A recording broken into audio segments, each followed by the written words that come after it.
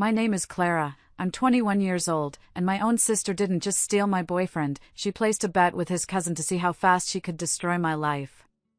Before I tell you how I found out about their sick little game, and how I ended up taking the one man she has been secretly obsessed with for 5 years, do me a favor and let me know where you're watching from in the comments below.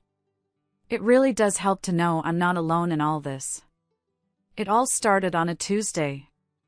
I was in the university library, trying to cram for a midterm, when my phone buzzed. I glanced down, expecting a good luck text from my boyfriend, Derek. Instead, my world tilted on its axis. It was a picture, sent from a friend with the simple caption, "I am so sorry." My boyfriend, Derek, had his arm wrapped tight around my sister, Isabel. And they were kissing. Not a quick peck on the cheek. This was a deep, passionate kiss. The kind he used to give me. The kind that made me feel like the only person in the world. He was giving it to my sister, in our favorite coffee shop, in our booth. The air left my lungs in a single, silent gasp. My blood ran cold, and the entire, bustling library just faded into a dull, muffled roar. You might be thinking, that's awful, but maybe it was a one-time mistake. With my sister? Nothing is ever a mistake. Everything is a calculation. Isabel is 2 years older than me, and for as long as I can remember, I've been living in her shadow. When we were kids, my favorite doll would mysteriously lose its head, only for me to find it later in Isabel's toy chest. In high school, my brilliant history paper would get a failing grade because entire paragraphs were identical to the one she'd turned in a day earlier. When I confronted her, she'd just flutter her eyelashes and say, "Oh, Clara, we must just think alike." Isn't that sweet? And my parents would buy it. Every single time. It only got worse in college. Last year, I was a finalist for a major academic scholarship. It would have covered my entire senior year tuition, a huge relief for me since I was working 2 part-time jobs to make ends meet, trying not to drown in debt. The final step was a 20-page research paper and a presentation. I poured my soul into it, spending weeks in the library, surviving on cheap coffee and sheer will. The night before it was due, Isabel accidentally tripped while walking past my desk, sending a full mug of black coffee cascading over my laptop. It fizzled, sparked, and died. Everything was gone. I remember staring at the dead screen, my heart pounding with a grief so sharp it felt like a physical blow. Isabel just stood there, hand over her mouth in mock horror, a tiny, triumphant smirk playing on her lips for just a second before she wiped it away. When I broke down in tears in front of our parents, my mother just sighed and patted my shoulder. "Oh, Clara," she said, her voice laced with that familiar disappointment. "Isabel is just clumsy. You're the resilient one. You'll figure it out." I was always the resilient one. That was my job in the family. To absorb the damage and bounce back, while Isabel got to be the brilliant, beautiful, and clumsy one. She'd stolen opportunities, she'd stolen my ideas, and yes, she'd stolen boyfriends before. Minor high school flings I tried to forget. But this was different. Derek was different. I thought we were building something real. To see him with her, in our place, it felt like a punch to the gut. I stared at the picture on my phone, the image burned into my mind. And in the silent hum of the library, something inside me didn't just break, it hardened. The tears that threatened to fall evaporated. The grief turned into a cold, hard stone in my stomach. I was done being resilient. I was done forgiving. I was done playing her game. It was time to write a new one. And I knew exactly how. There was one person, one thing in this world, that Isabel had always wanted but could never have. Liam Carter. He was the star of the university basketball team, smart, kind, and universally liked. More importantly, he saw right through Isabel's charm. For 5 long years, she had tried everything to get his attention, and for 5 long years, he had politely and consistently turned her down. He was her obsession. Her one failure. And he was about to become my secret weapon. I wasn't going to key Derek's car or cry to my parents. No. I was going to hit my sister where she lived. I was going to take the one thing her money, her looks, and her manipulative charm had never been able to get her. I was going to take Liam Carter. And just like that, as if the universe was testing my resolve, I saw him. Liam Carter was walking out of the student center, laughing with some of his teammates. He was tall, with that easy confidence that always seemed to annoy Isabel so much. For a second, our eyes met across the quad. He gave a small, polite nod, the kind you give a familiar face you can't quite place. My heart hammered against my ribs. This was it. This was my chance. My feet felt like lead, but I forced one step forward, then another, closing the distance between us. My mouth was dry, and 100 different opening lines fought for space in my head. He was about to walk past me, about to disappear into the afternoon crowd, and I knew if I didn't do something right now, I'd lose my nerve. I took one last, deep breath, opened my mouth, and the first word came out. Chikchan Roy, de la kak fan con lai kwakachuyan, duok viet de tip noi truck tip tu fan one. Hey, I said, my voice barely a whisper, but it was enough. Liam stopped. He turned fully towards me, a flicker of polite confusion in his eyes. Hey, he said back, his voice even in calm. Do I know you? I'm Clara, I managed, my hands clenched into fists in my pockets. I'm in Professor Albright's sociology class with you. A light of recognition dawned on his face. Oh, right. Clara. You sit in the front. I've seen your notes, they're practically a work of art. He gave a small, genuine smile, and for the first time, I saw what Isabel must have seen, not just a handsome face, but a warmth that was entirely real. My carefully constructed plan, my cold-blooded mission, suddenly felt flimsy and ridiculous. But the image of Isabel and Derek, their faces pressed together, flashed in my mind, and the steel returned to my spine. I was just wondering, I said, forcing a casualness I didn't feel, if you'd maybe want to grab a coffee sometime? To, study for the midterm? It was a weak line, but it was all I had. He looked at me for a moment, and I prepared myself for the polite rejection he was famous for. Instead, he just nodded. Yeah, he said simply. I'd like that. How about tomorrow? And just like that, it started. That first coffee turned into another. Our study sessions quickly became less about sociology and more about us. I learned that he was majoring in architecture, that he loved old black and white movies, and that he had a ridiculous soft spot for stray dogs. He was easy to talk to, a good listener, and he laughed at my terrible jokes. With him, I didn't feel like Isabel's little sister or the resilient one. I just felt like Clara. For the first time in a long time, I felt a fragile sense of hope. Maybe this started as a plan, but it was quickly turning into something real. We'd been dating for about 3 weeks when the first shadow fell. We were at a small Italian restaurant downtown, a place I loved, when the door opened and Isabel walked in. Of course. She scanned the room, her eyes landing on us, and a brilliant, surprised smile spread across her face. Clara! Liam! What a coincidence! She glided over to our table, all perfect hair and expensive perfume. Liam was polite, but I could feel the energy shift. She charmed her way into a chair, ordering a glass of wine and seamlessly inserting herself into our conversation. She directed all her questions to Liam, talking about basketball, about professors she knew he liked, all while giving me these little pitying glances, as if to say, "Isn't it cute that you tried?" I felt myself shrinking in my seat, the old familiar feeling of being invisible washing over me. But the real horror started under the table. I felt something brush against my leg. I ignored it. Then it happened again, more deliberate this time. I glanced down without moving my head. It was the toe of her red high heel, slowly, insidiously, making its way over to Liam's side of the table. I held my breath. I felt her foot make contact with his leg.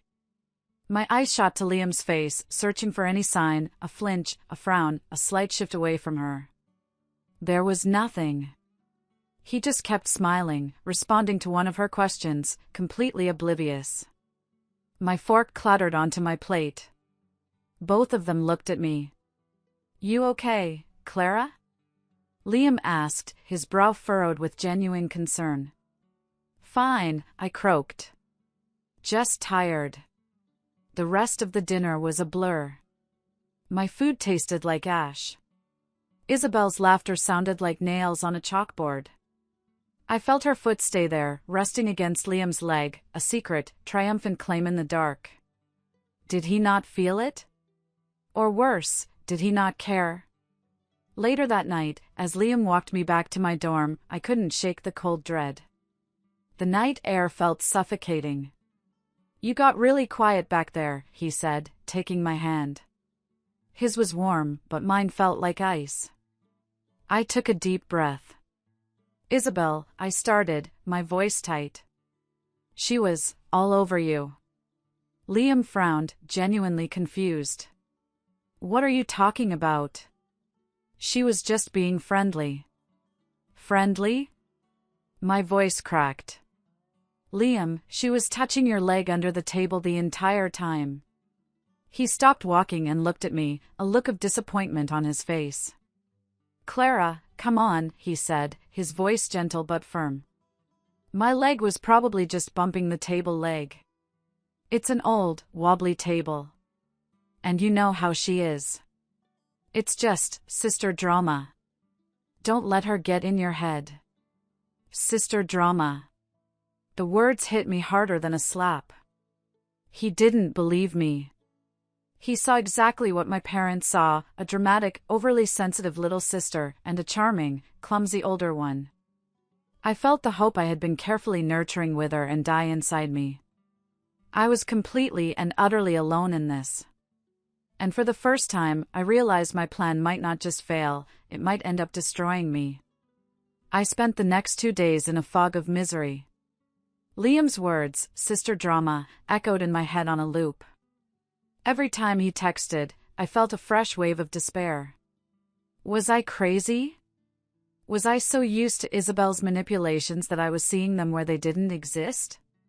But then I would remember the smug look in her eyes, the deliberate way her shoe had moved under the table. I wasn't crazy. But I had no proof. Liam was trying. He sent me flowers. He left a funny voicemail. He could tell something was wrong, but he thought the problem was my insecurity, not Isabel's aggression. I knew that if I couldn't prove it, this one, tiny seed of doubt would grow like a weed and choke everything we were starting to build. I would never be able to trust him, and he would always see me as paranoid. Isabel would win, just by planting an idea. I was lying on my bed, staring at the ceiling, when the plan came to me. It felt desperate, devious, and a little insane. It felt like something Isabel would do. And maybe that's why I knew it would work. The next afternoon, Isabel sent a group text to me and my roommate, saying she was going to pop by to drop something off. It was the perfect opportunity. Liam was already planning to come over to study. My heart started to pound. This was it.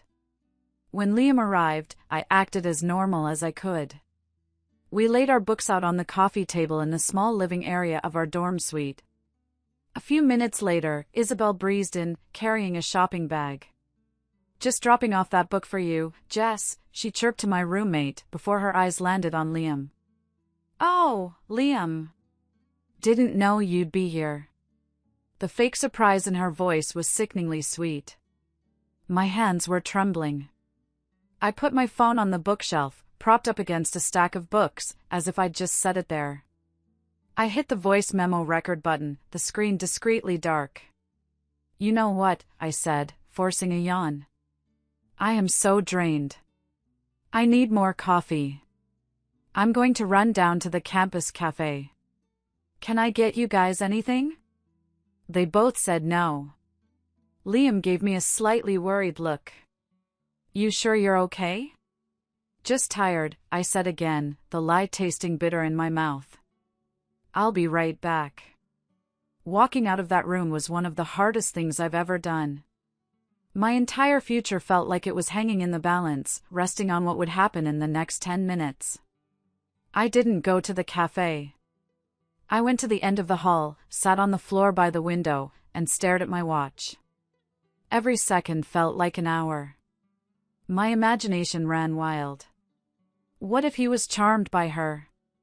What if he was falling for her act right now? What if he liked the attention? After 10 minutes that felt like a lifetime, I forced myself to walk back. As I approached the door, I could hear their voices. I paused, my hand hovering over the doorknob. "You just have to back off, Isabel," Liam was saying, his voice low and hard. There was no trace of the easygoing guy I knew. This was something else. "Oh, come on, Liam," Isabel's voice purred. "You know you're only with her because she's safe. A boring little substitute. I could show you something real." My heart stopped. This was it. The moment of truth. I heard a soft thud, maybe a book being dropped on the table, and then Liam's voice, louder this time, laced with sheer ice. "I'm with her because I want to be. And you will not talk about her like that again. I'm telling you for the last time. Back. Off." I pushed the door open. They were standing on opposite sides of the room. Isabel looked flushed and angry. Liam's jaw was tight, his eyes stormy. When he saw me, the hardness in his face softened instantly into relief. Isabel just glared at me, grabbed her purse, and stormed out without another word. Later that night, alone in my bed, I put in my earbuds and played the recording. I listened to the whole thing. The small talk, her probing questions, and then her move. I heard her telling him how much more exciting she was than me.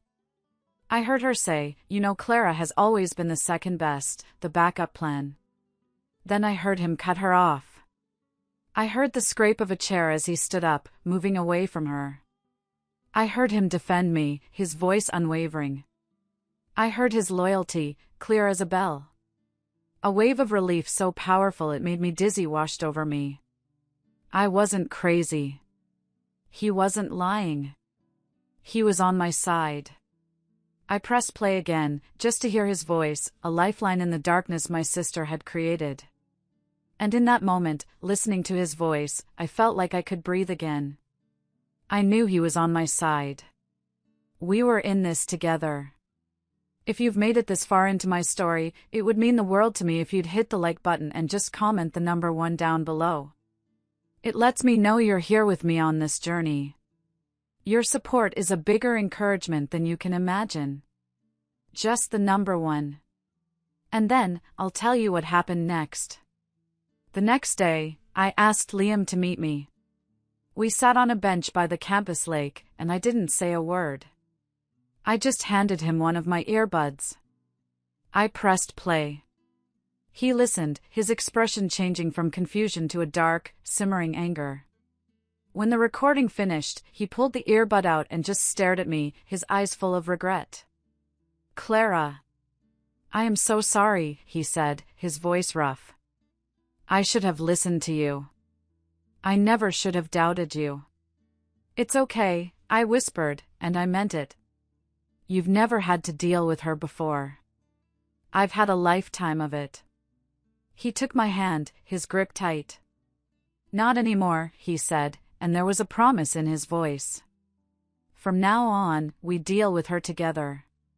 For the next few weeks, things were better than they had ever been.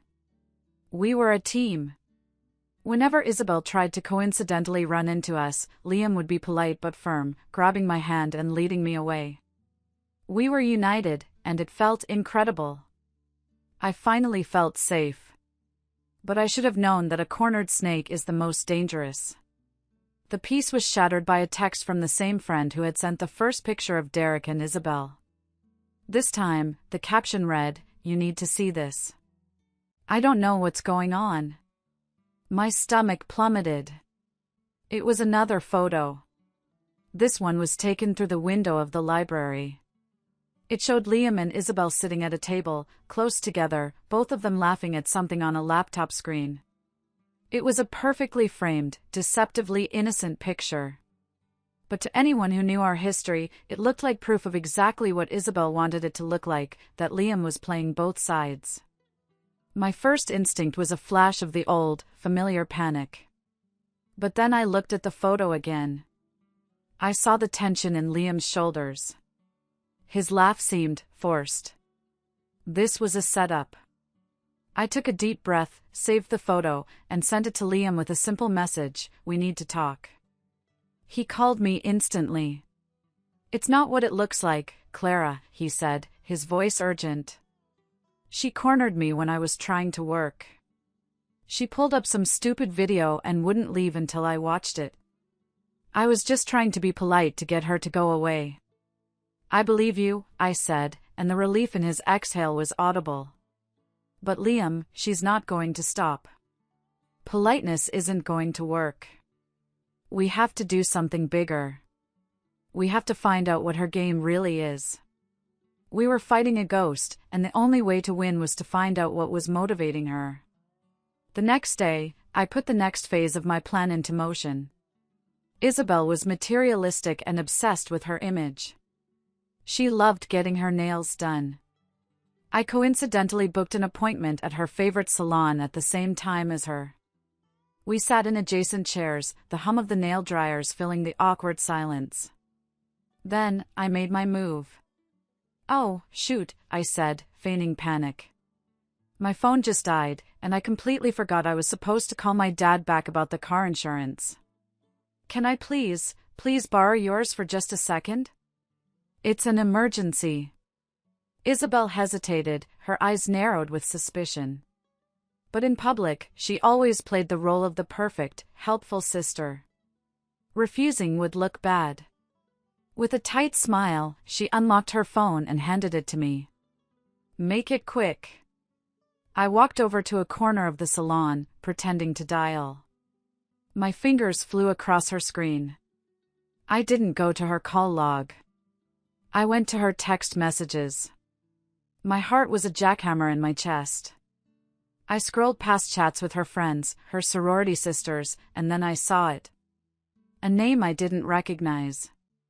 Ryan Vance. My finger hovered over the chat. The last message sent from him read, "Bet is still on. Break them or you owe me." My blood ran cold. A bet? I quickly scrolled up, my hands shaking so badly I could barely hold the phone. There were dozens of messages, a running commentary on my life. "Ryan, how's it going with the basketball star? Did you get to him yet?" "Isabel, working on it. He's annoyingly loyal to Little Miss Perfect." "Ryan, clock's ticking. I told you he was a loser. Just like in the championship game." "Isabel, relax. I have a new plan. She'll break soon. They always do." I felt sick. I quickly took pictures of the screen with the salon's landline phone that was on the counter, then emailed them to myself from the phone's browser, clearing the history. I deleted the pictures from the landline phone's gallery, walked back to my sister, and handed her phone back with a grateful smile. "Thanks, you're a lifesaver." That night, Liam and I sat in his apartment, staring at the screenshots on my laptop. "Ryan Vance," he said, his voice a low growl. "I should have known." "Who is he?" I asked. "He's Derek's cousin," Liam explained, his jaw clenched. "He played for our rival college. In the championship game freshman year, I blocked his final shot. We won. He took a hard fall and claimed I did it on purpose, that I ruined his chance to go pro. He's hated me ever since." It all clicked into place. This wasn't just about my sister's jealousy anymore. This was a coordinated attack. A twisted revenge scheme disguised as a love triangle. And I was the pawn they were using to hurt him. I looked at Liam, at the fury and the hurt in his eyes, and I knew one thing for sure. I was done being a pawn. It was time to start flipping the board. The next morning, the anger had settled into a cold, hard resolve. We weren't going to be victims anymore. Liam and I sat at my small kitchen table, a battle plan forming between us. The text messages weren't just about the bet. Isabel and Ryan had also bragged about a scheme where they bought term papers online and shared them. That was our opening. I created a new, anonymous email address.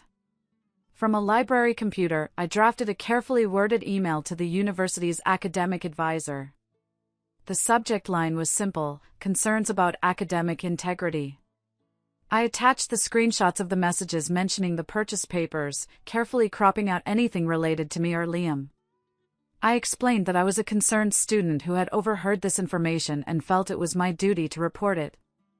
I hit send, and it felt like firing the first real shot in a war. Within 2 days, the news rippled through campus.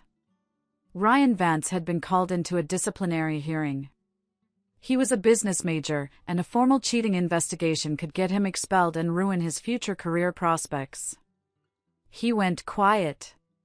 Isabel, however, became a storm. She knew. She must have known it was me. But she couldn't prove it. So instead of confronting me directly, she went for a different kind of attack. She went after my friends. Our mutual friend, Jessica, who had been trying to stay neutral, suddenly started avoiding me. One afternoon, I caught up with her outside the student union. "Jess, what's going on? Did I do something?" She wouldn't meet my eyes. I can't be in the middle of this, Clara," she mumbled. "Isabel told me. She said you've been obsessed with Liam for years and that you're trying to ruin her reputation because you're jealous." She was crying. She seemed so hurt. It felt like a physical blow. Isabel had poisoned the well, painting me as the villain, the crazy, obsessed little sister.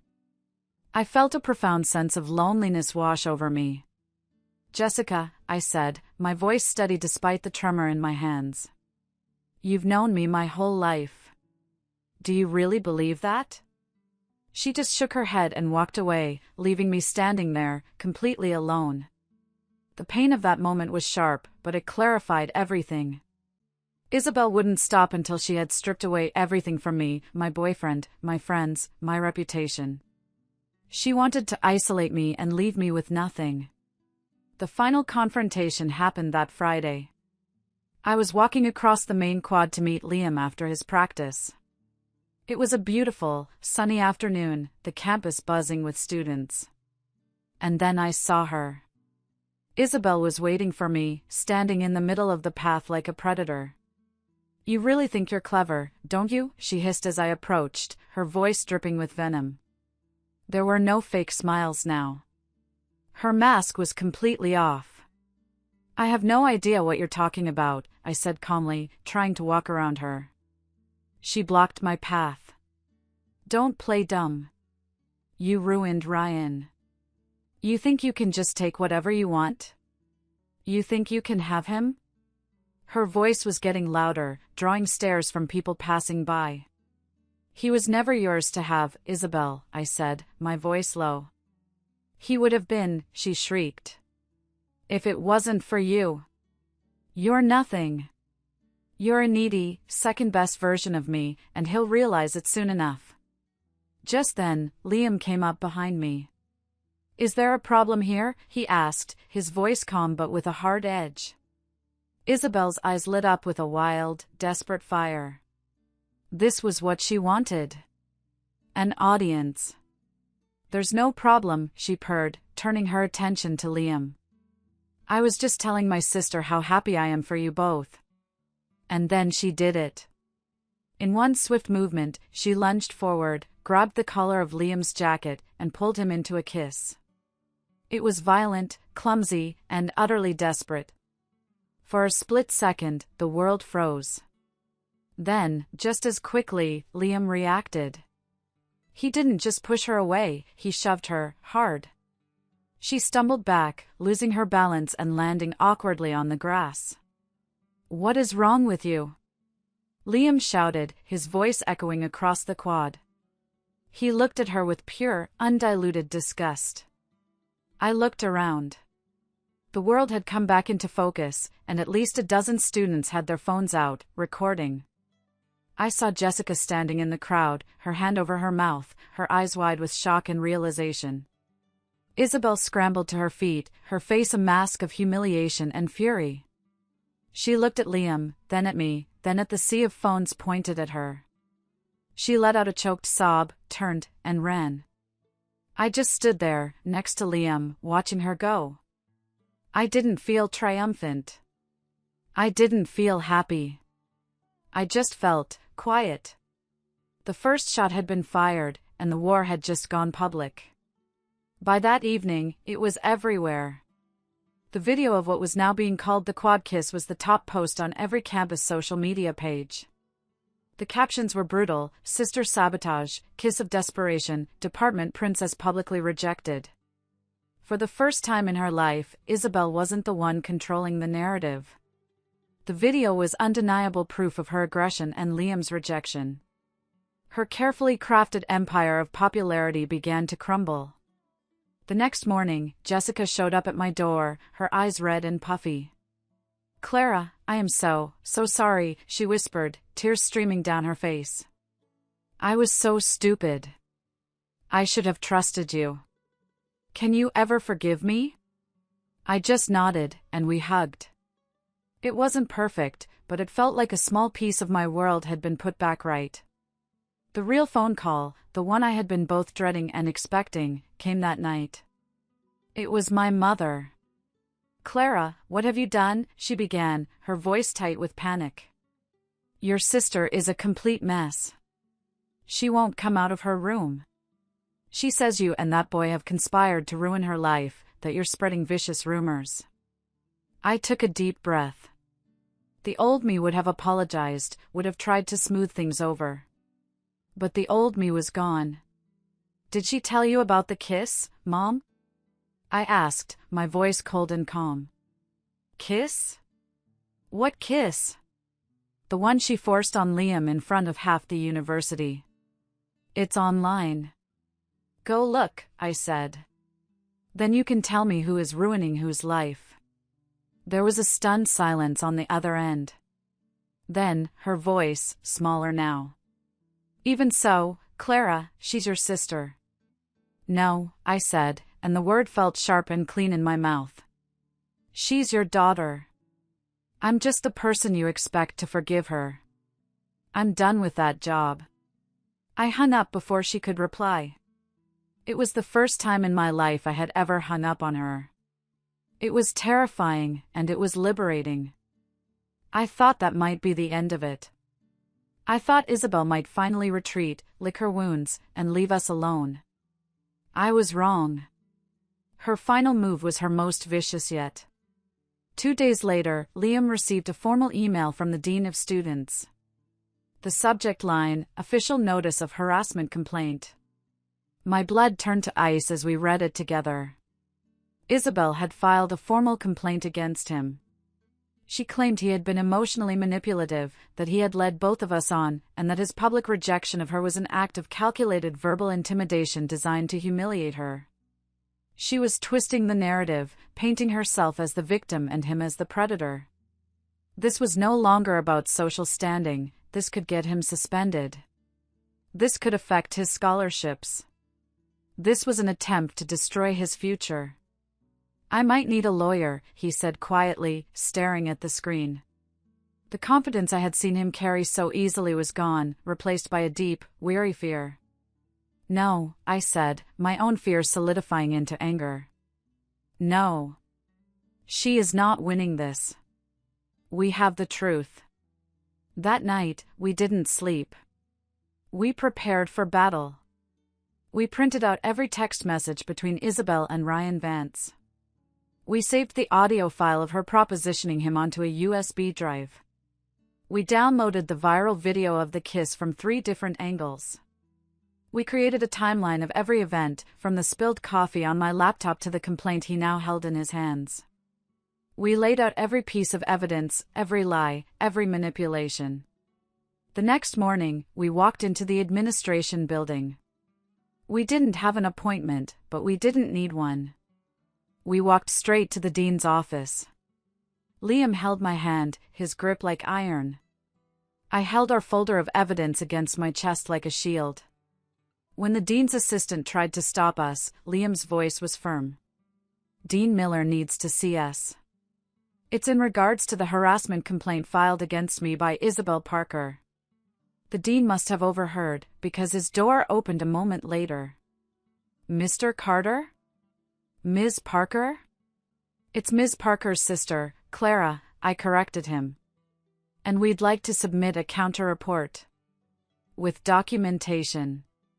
We walked into his office, not as frightened students, but as two people who had been pushed too far. We were done reacting. We were there to tell the entire, ugly truth, and let the pieces fall where they may. The door clicked shut behind us, and I knew this was the last gambit. Everything would be decided in this room. The dean's office was cold and impersonal, a room built for facts, not feelings. We sat across from his large wooden desk, and Liam spoke first. His voice was steady, unwavering. He laid out the harassment complaint and stated clearly, these allegations are false, and they are malicious. And we have proof. That was my cue. I placed the thick folder on the polished surface of his desk. I didn't slide it. I put it down with a solid, definitive thud. This is everything, I said. For the next hour, we walked him through it all. We played the audio file from my phone. His eyebrows shot up as he listened to Isabel's venomous words and Liam's firm rejection. We showed him the printouts of the texts, and I watched his expression harden as he read about the bet. We pointed him to the link for the video. He watched the whole thing twice, his face unreadable. He listened without interruption, asking only a few clarifying questions. When we were finished, a heavy silence filled the room. The dean leaned back in his chair, looking from Liam to me. Ms. Parker, he said, his voice grave. Clara. Do you corroborate this entire sequence of events? Yes, I said without hesitation. And I'm prepared to testify to it under the university's honor code. He nodded once, a sharp, decisive movement. Thank you for bringing this to my attention. The university will launch a full and thorough investigation into this matter. In the meantime, Mr. Carter, the complaint against you is suspended pending the outcome. You are free to attend classes as normal. Walking out of that building felt like surfacing for air after being held underwater for too long. Liam let out a breath he seemed to have been holding for weeks. Thank you, he said, his voice rough with emotion. For what? I asked. For standing with me, he said. For not walking away when this got ugly. I just shook my head. We said we were a team. We're ending her game. Together. The university's investigation was swift and silent. Isabel was called in for questioning. Then Ryan was called in again. The whispers on campus turned from gossip about the kiss to speculation about the formal hearing. And then, one day, Isabel was just gone. She didn't officially withdraw. Her name just disappeared from class rosters. Her room in the sorority house was emptied out overnight. She vanished. A week later, a plain white envelope was slipped under my apartment door. No return address. Inside was a single sheet of paper with Isabel's elegant, looping handwriting. It wasn't an apology. It was a surrender. It said, "You win. I hope that's what you always wanted. Don't look for me." I read the words over and over, feeling nothing but a profound emptiness. There was no joy in this victory, no satisfaction. The war was over, and all that was left was wreckage. A few days after that, my mother showed up at my door unannounced. She looked older, tired. The fight had gone out of her. I didn't know, she said, her voice barely a whisper. I didn't know how bad it was. I always just thought you two were competitive. No, I said softly. She hated me. And you let her. Tears welled in her eyes, the first genuine tears I had ever seen her cry for my pain. I'm so sorry, Clara, she said. I was a terrible mother to you. It wasn't enough to erase a lifetime of hurt, not really, but it was a start. I just nodded. That weekend, Liam took me to a quiet spot overlooking the city. The noise of the campus felt a million miles away. He didn't say much. He just handed me a small, velvet box. Before you panic, he said with a small smile, it's not a ring. I opened it. Inside was a delicate silver bracelet with a single, tiny charm in the shape of a lock. You're not someone who needs rescuing, he said, his voice soft. I've seen your strength. But I figured you might still want something that says you're safe now. As he fastened it around my wrist, a single tear traced a path down my cheek. It wasn't a tear of sadness or even happiness. It was a tear of release. The war was finally, truly over. And in the quiet aftermath, we were all that was left. Graduation came faster than I expected. Walking across that stage in my cap and gown felt less like a celebration and more like closing the final page of a very long, very difficult book. Liam was waiting for me outside, holding a single sunflower, my favorite. There was no big speech, just his steady, reassuring smile. We took a photo in front of the campus fountain, and for the first time, I looked at my future and didn't see Isabel's shadow looming over it. That summer, we moved to a new city a few hours away. New internships, new apartment, new life.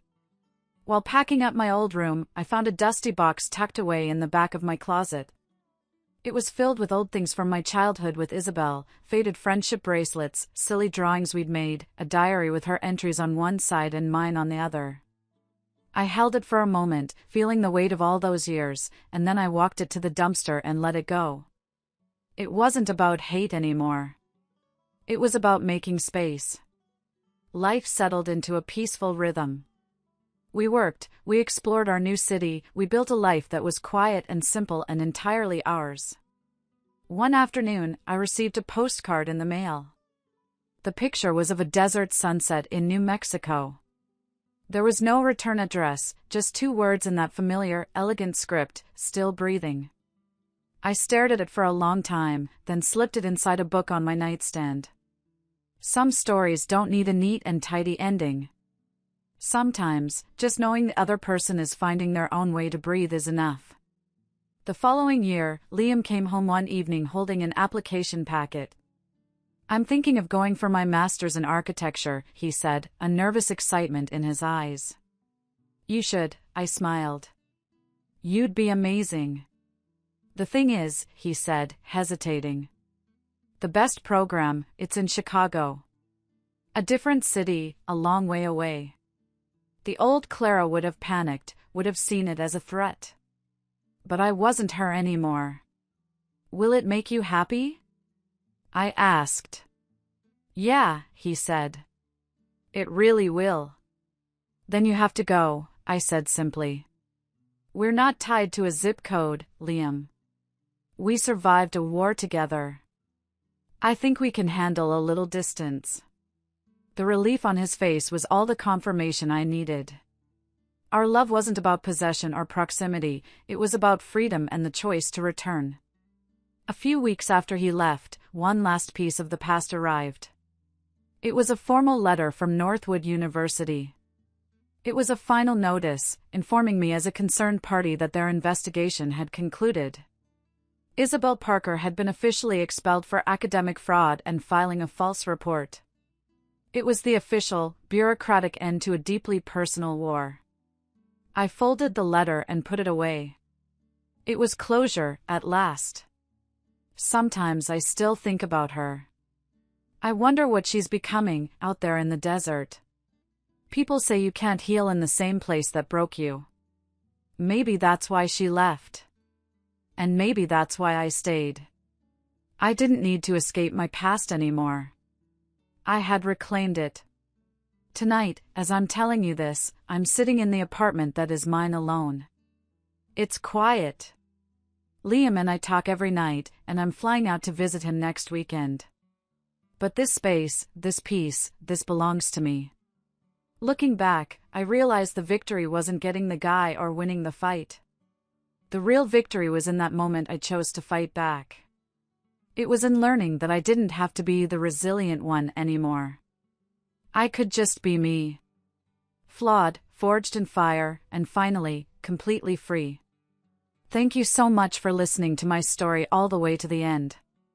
It means more than you know. If my journey resonated with you in any way, I'd love to hear about it in the comments below. What part stood out to you the most? And of course, if you'd like to hear more stories in the future, please consider liking this video and subscribing to the channel. Thank you again for being here.